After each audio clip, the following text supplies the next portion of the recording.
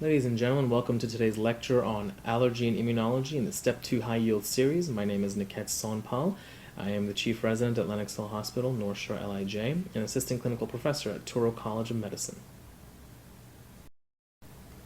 Now, to give you an idea of what we're going to be discussing today in Allergy and Immunology, the first topic is going to be anaphylaxis. That's going to be followed by angioedema, urticaria, allergic rhinitis, and followed lastly by primary immunodeficiency disorders. These immunodeficiency disorders are the bane of every medical student. How to keep them straight? Well, at the end of this lecture, you will most definitely be able to. Anaphylaxis is the worst form of an acute allergic reaction. Physicians are deathly afraid of it because, quite simply, it can cause death. It is synonymous with an immediate hypersensitivity. It starts with an initial sensitization to an antigen. This results later in hypersensitivity. You become re-exposed, you release chemicals, and these abnormalities define the syndrome of anaphylaxis. The timeline of anaphylaxis is very critical for the USMLE. There are a great deal of questions, and it's a very high-yield topic. It starts with sensitization to an antigen. It's then subsequently followed by re-exposure to that very same antigen. Once you're re-exposed, your IgE binds to the mast cell, leading to release of different granules. These granules can be histamine, prostaglandins, and leukotrienes. You might be thinking, well, hey, these are great. These are normal chemicals in my human body. But when you put them together in this method, it leads to the syndrome known as anaphylaxis. Anaphylaxis is characterized by hives, itching, constriction of the airways, and a swollen tongue. You begin to feel short of breath. You'll be audibly wheezing. You'll have some tachycardia, palpitations. Your chest will feel tight. You'll have nausea, vomiting, diarrhea. You'll begin to feel faint. The room will spin. You'll have the sensation of dizziness. Lastly, you vasodilate, and so you become massively hypotensive. If you're not close to a hospital, if you're not close to an EpiPen, what ultimately results is death. There's something known as pseudo-anaphylaxis or an anaphylactoid reaction. And if you can see me, I'm making air quotes because it's a type of anaphylaxis that actually doesn't really involve an allergic reaction, but it's simply just due to direct mast cell degranulation. What happens here is there's no pre-sensitization to the antigen. It's not even IgE related, but it's treated exactly the same. So what basically happens is this antigen comes in, touches the mast cell directly, and boom, you have release of prostaglandins, leukotrienes, and histamine. Now you might be wondering, how do I prevent anaphylaxis? You're a physician, you want to do right for your patients, but you also want to know the causes of anaphylaxis because they're going to ask you on your boards. The cause of anaphylaxis is anything that can cause an allergic event. Insect bites and stings are very common. Medications tend to be the most common in hospital settings. Foods are the most common as an outpatient. The most common currently in children that you hear about on the news is peanut allergies. Why are peanut allergies on the rise? Is it because we're testing more for it and the incidence is growing and prevalence is growing as well? Or is there something in the human nature currently that is triggering more peanut allergies? That's really neither here nor there, but it's food for thought. Latex is a very important cause of anaphylaxis in healthcare workers. You have to be very, very concerned because we use latex for everything. Our gloves, our face masks, even for the Foley catheter that's inserted. So you have to be very careful. Now we've just gone through a variety of symptoms the patient will have when they have anaphylaxis. But there are 4 hallmarks that you must be able to pick out of the vignette during the USMLE to be able to characterize anaphylaxis. These 4 hallmarks are hypotension.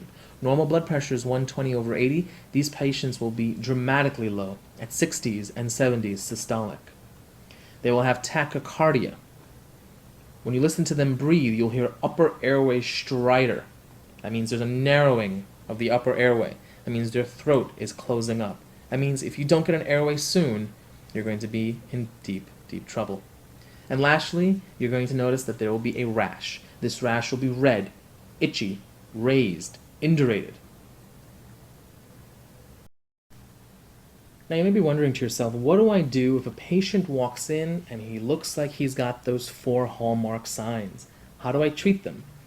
Well, the best initial treatment for anaphylaxis is actually, as always, maintain the ABCs. First, ensure that there is airway protection. That could be through intubation. If it's already closed off, then you may need to do a cricothyroidotomy. Followed by breathing, ensure that the patient is receiving adequate respiration and ventilation.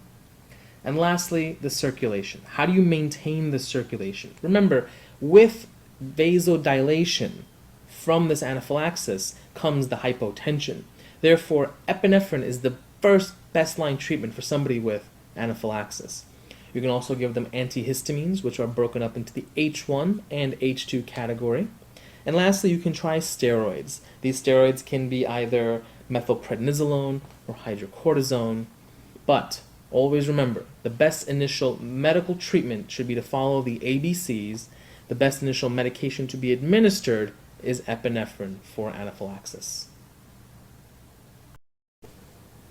Angioedema is characterized as a sudden swelling of a particular part of the body. Remember, it can be hereditary or it can be acquired. It's the swelling of typically the face, the tongue, the eyes, and most importantly, the airway. The hereditary form is when you have a C1 esterase inhibitor deficiency. What ends up happening is people will find that they swell up considerably after some minor physical trauma. What you have to remember, though, is angioedema is often idiopathic. It can sometimes just occur from putting on a t-shirt.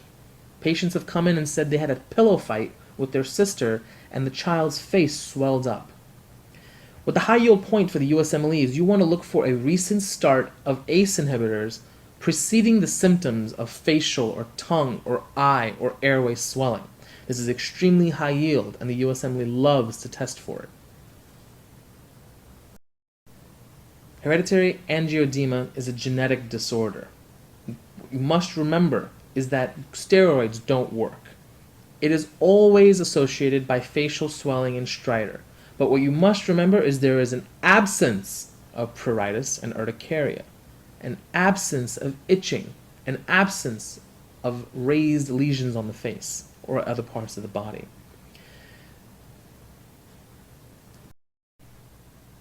Now, when a patient presents to you with angioedema, how can you differentiate it from, say, the patient was stung by a really large mosquito?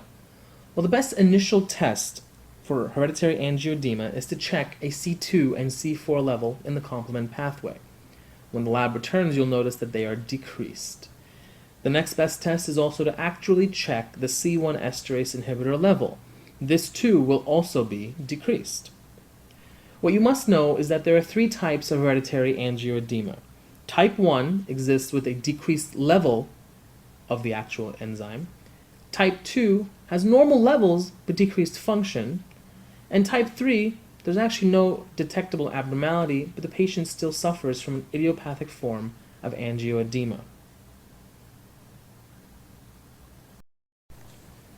The treatment of angioedema begins with ensuring that there's always a patent airway. Because of the fact that this is such a rapidly evolving process and you can lose the airway within minutes, you must ensure the patient is either A, breathing on their own, or B, intubated and you're helping them maintain the airway. In acute treatment, you can use fresh frozen plasma or a medication known as ekalanetide. In a long-term treatment, what's been shown to be effective has been androgens known as danazol or stanazol. For patients who are suffering from angioedema secondary to ACE inhibitors, the best next step is, exactly, remove the ACE inhibitor. Remember, angioedema from ACE inhibitors is due to the accumulation of bradykinin. This bradykinin accumulates and leads to the symptoms that we have just described. Urticaria is a form of allergic reaction that causes sudden swelling of the superficial skin layers.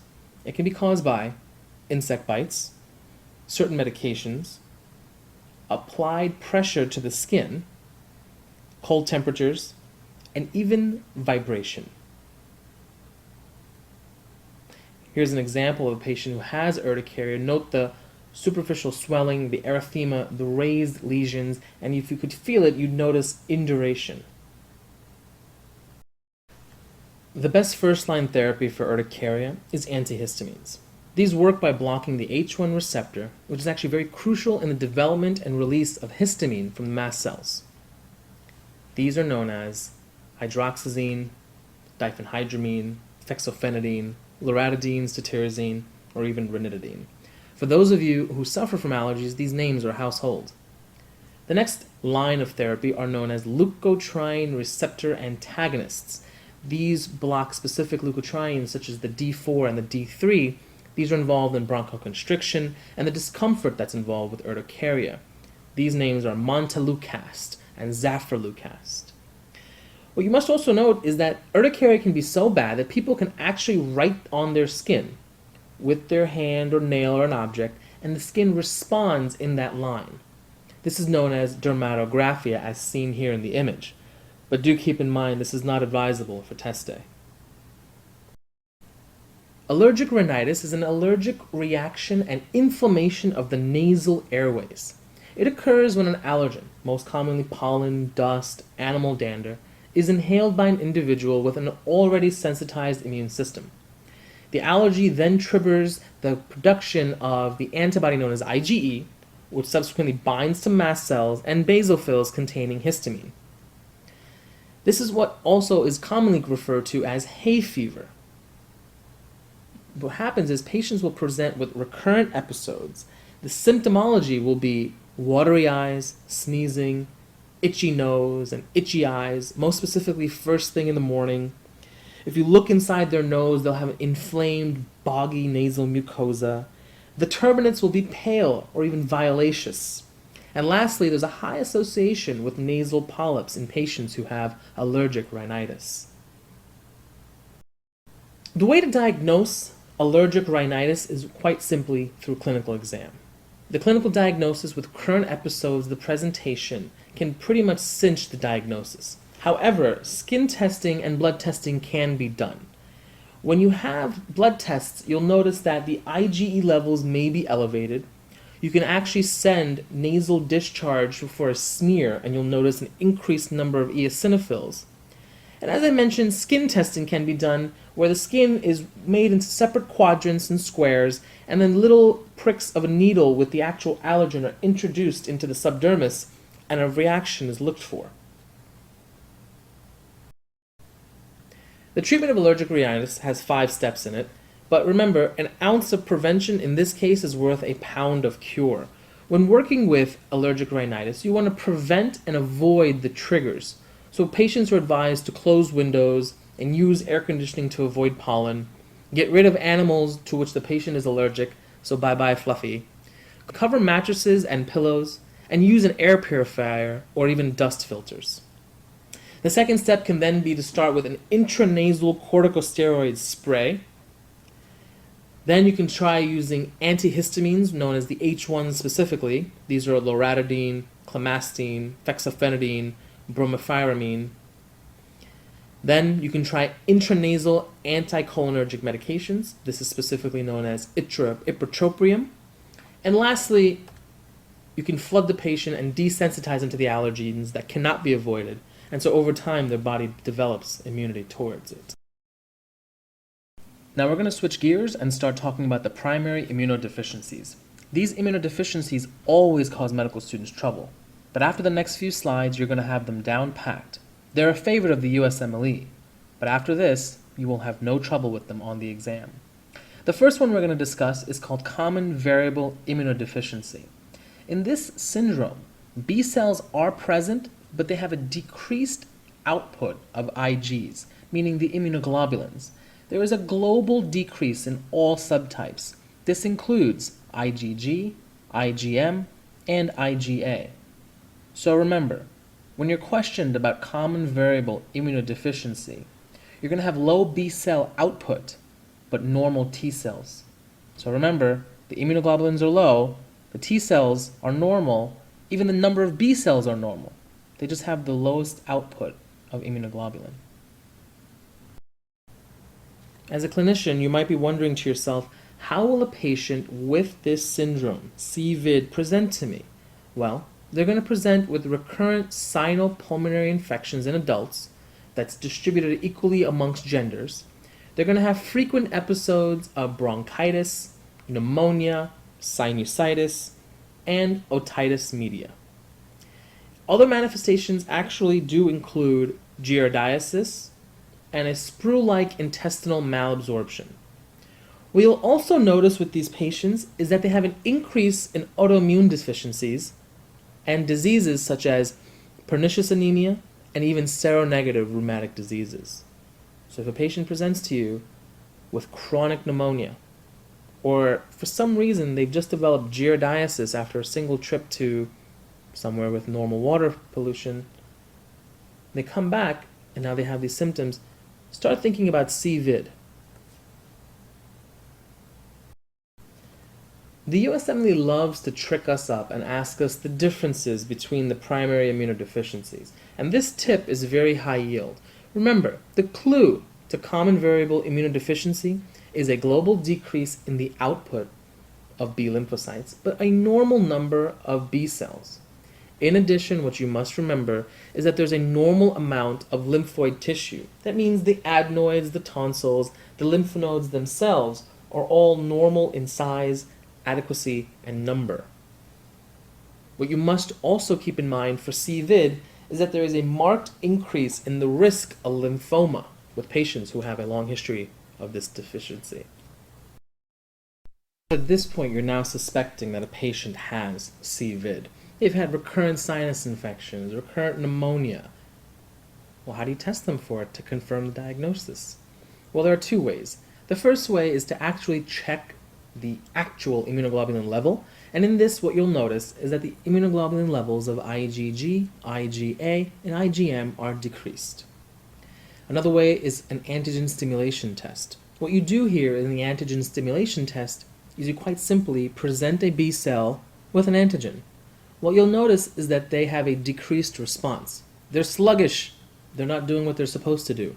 Their output of actual immunoglobulins is decreased. But that test will also tell you that there were a normal number of B cells. So your patient presented to you. They had recurrent pneumonia. You went ahead and did their immunoglobulin level. They were decreased. So now you pretty much know this patient has CVID. So how do you treat them? Well, there are two arms to the treatment of CVID. The first is simply antibiotics that are used for each infection as it develops. If they have community-acquired pneumonia, considered ceftriaxone and azithromycin. The next arm is something considered chronic maintenance. The patients lack IVIG, so what we do is we give them regular infusions of IVIG to maintain adequate blood levels. You see, this disease is one where you don't have enough immunoglobulin, so we're simply replacing it.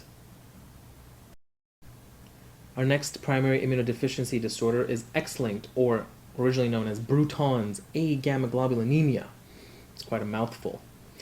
This is basically low B cells, normal T cells in young male children. These male children will present to you with an increased frequency of sinopulmonary infections. What you'll notice in testing is their B cells are diminished in number, as is the lymphoid tissue. Now this is in striking comparison to CVID, which had normal numbers of B cells and normal lymphoid tissue. X-linked agammaglobulinemia has low B cells and low lymphoid tissue. That means there's a decrease in absence of tonsils, adenoids, lymph nodes, and even the spleen. But when you go through further testing, you'll notice that their T cells are normal. The way you treat them, you give them antibiotics for every infection as it arises, and simply for chronic maintenance, it's long-term regular administration of IVIG to keep the children healthy.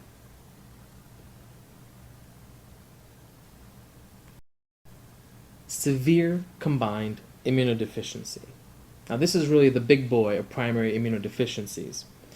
The word combined implies that there is an absence and even deficiency of both B and T cells in this patient. What this means is it's going to result in infections related to both types.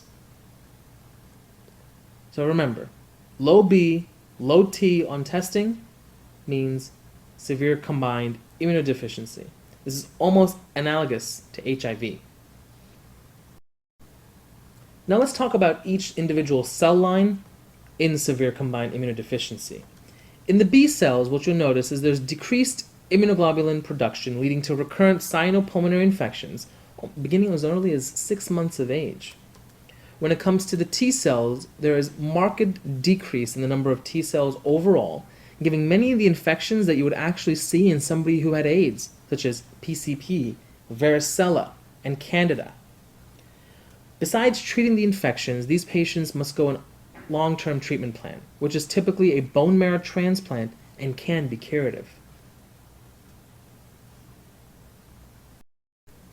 In the last few primary immunodeficiency disorders, we've discussed a decrease in either a B cell line or a T cell line, but this is IgA deficiency. This is very different. This is actually a lack of a particular type of immunoglobulin.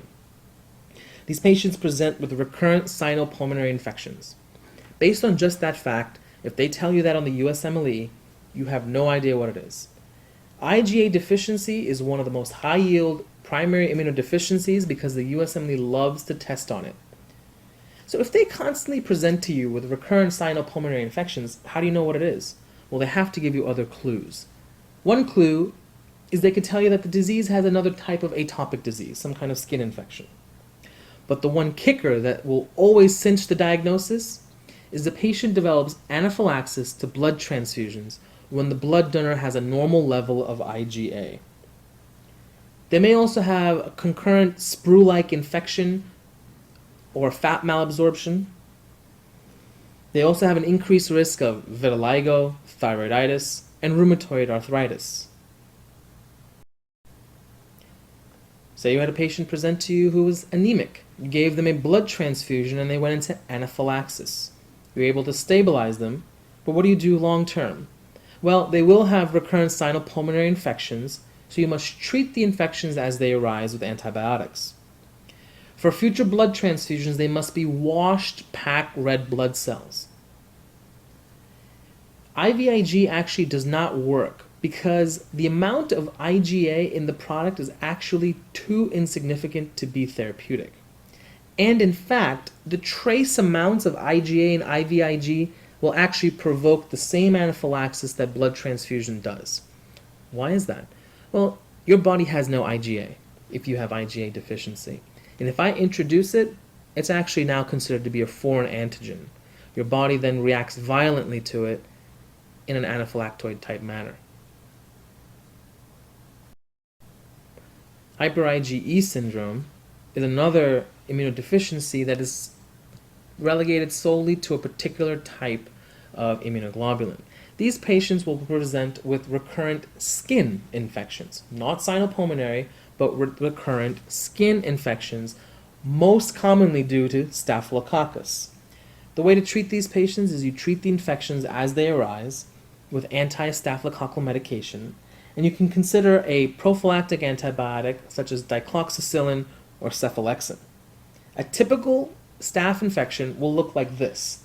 It looks something like a pimple, but they can be larger, more deep, and what to keep in mind that the hallmark of a typical staph infection, not always, is a pustule, just like that. Wiskott-Aldrich syndrome is a very tricky one. It actually throws everyone off because it has a normal number of T and B cells. The reason you're immunocompromised is they decline with age.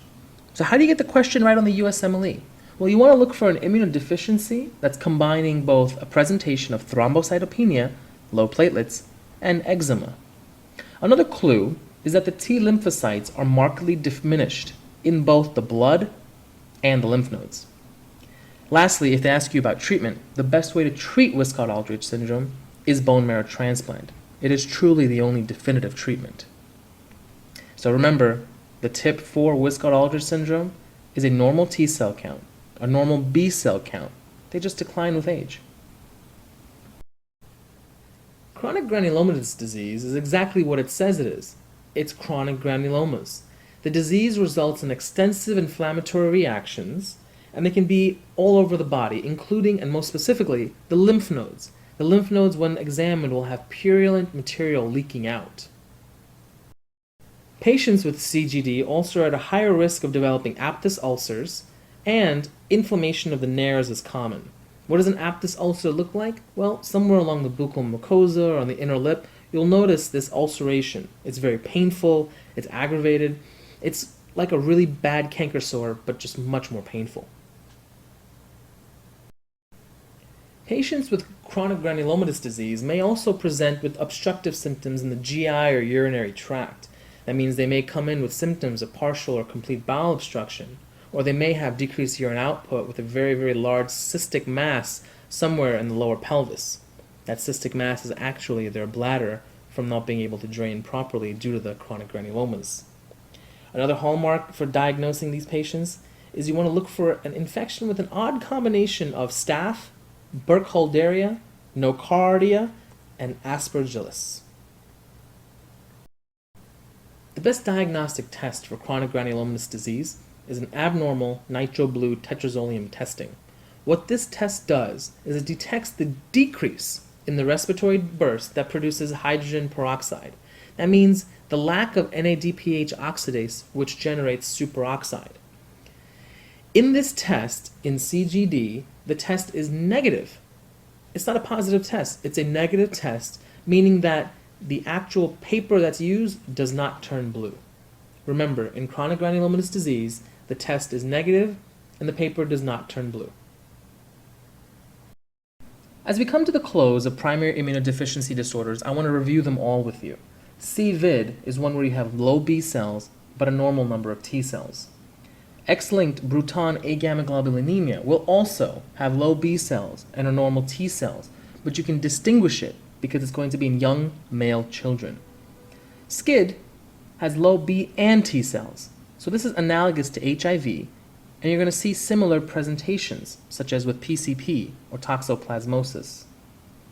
IgA deficiency is going to be anaphylaxis with a blood transfusion. Hyper-IgE syndrome is recurrent skin infections with staphylococcus that look like large pimples. Wiskott-Aldrich syndrome is normal T cells, normal B cells. They decline with age, but you're going to look for low platelets, thrombocytopenia, and eczema. And lastly, CGD is when you're going to have recurrent infections of the lymph nodes that drain purulent material. You're going to have infections such as staph, Burkholderia, Nocardia, and Aspergillus. Thank you for joining me in the Step 2 High Yield series for Allergy and Immunology. I'll see you next time.